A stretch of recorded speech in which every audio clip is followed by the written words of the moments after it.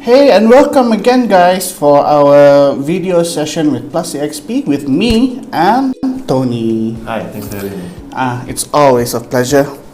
And thank you again for your questions that you sent us through our social media. And keep them coming so that we can answer them as much as we can. So, some of the main questions that I've got, Tony, is all mostly about CV, apparently. Okay. Yeah. And one of them is about the layout. They ask on how to make it look simple yet informative in just one paper or one page. So how can we do that? It's a bit of a confusion, right? Like, try to keep it short but more detailed.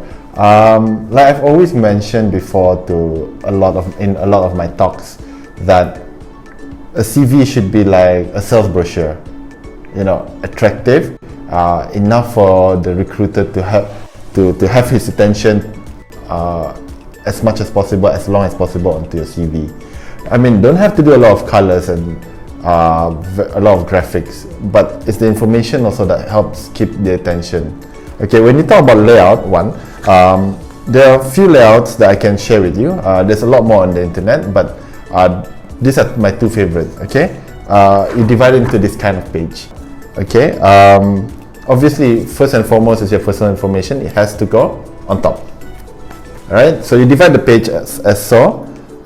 Then personal summary can either be here, next to here, or even here. Okay, but for benefit of this segment, let's put it here.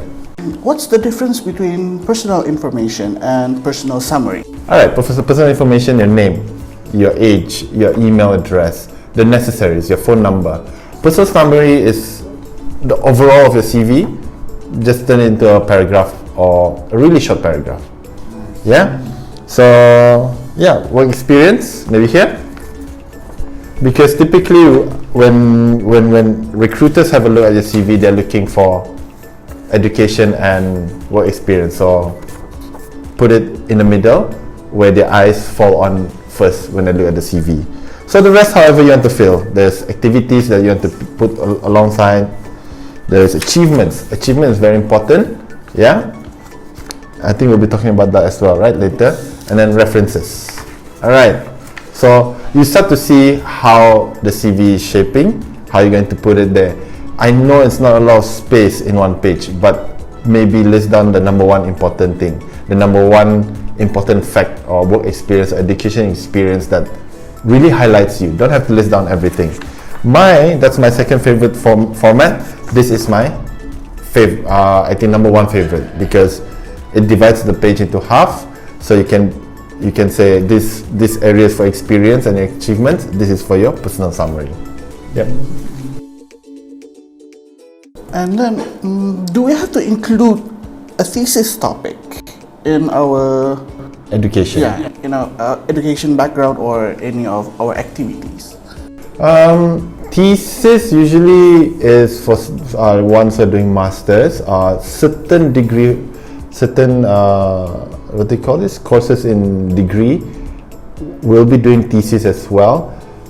I think the other one is PhD, definitely will be doing thesis. Yes, include your thesis, the topic, just a topic, and because in education you list down your university, what they attend, when you attend, and what did you achieve over there. Then at the bottom you put what's your thesis, and maybe just highlight one or two things about it. If it was, say for example, your studies, the title of it is agriculture in urban area. So that's a title, and then what have you earned or what have you learned from doing the final year project or the thesis. Just one or 2 points is enough, because you want to create that kind of mystery so that the employers will say, hey, I want to know more about this person, let's call them in for an interview. I see. So the thesis that they've done is usually put under the education background.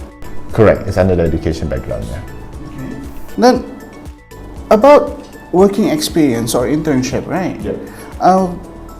Should we list it down on what we did and if yes, do we put it in bullet points or use it in an essay based?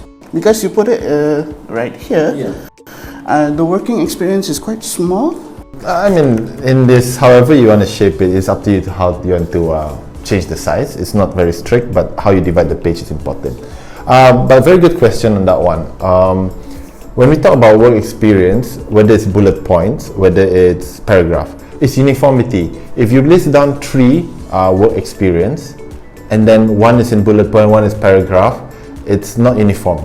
So pick one and go uniform. Personally, I like to look at bullet points because I'm quite logical person. Other recruiters may not be logical, they're more on quality rather than quantity, so they might prefer paragraphs. So it's a 50-50 thing. It's up to you. If your experience reads out well as a paragraph, do it in a paragraph. The other question is, should we list it down on what we did during the... Definitely. During your working experience, do not list down what you did. Say for example, if you are a waiter at a cafe or a barista at a cafe, people will know what you do. So list down the achievement, really. List down what you have achieved, because barista A and barista B, the differences will be their achievement, not the experience. Experience may slightly differ, but its achievement is always very different. Okay. Yeah. And then one last question. If the interviewer asked me, this is based on interviews lah, huh? Yeah. Okay. If the interviewer asked me what was the topic of my thesis for my degree, how can I explain it to them? Some people may get confused, mine included, fresh graduates, or even people who are working about this word thesis. Sorry, this is a question from our social media, right? Yeah, okay, very good question. So this confusion I understand. So if they ask you thesis, there's no wrong, you as an interviewee ask for clarification from the interviewer. Sir, so when you're asking about thesis, did you mean my final year project essay, or is it my final year project research? You correct them. Of course, share with them what you have done, because in my years of interviewing people, I've never heard of any uninteresting final year projects or thesis. Thank you for that. Yep. Thank you guys for watching, and don't forget to comment below for any questions for our next session. Bye!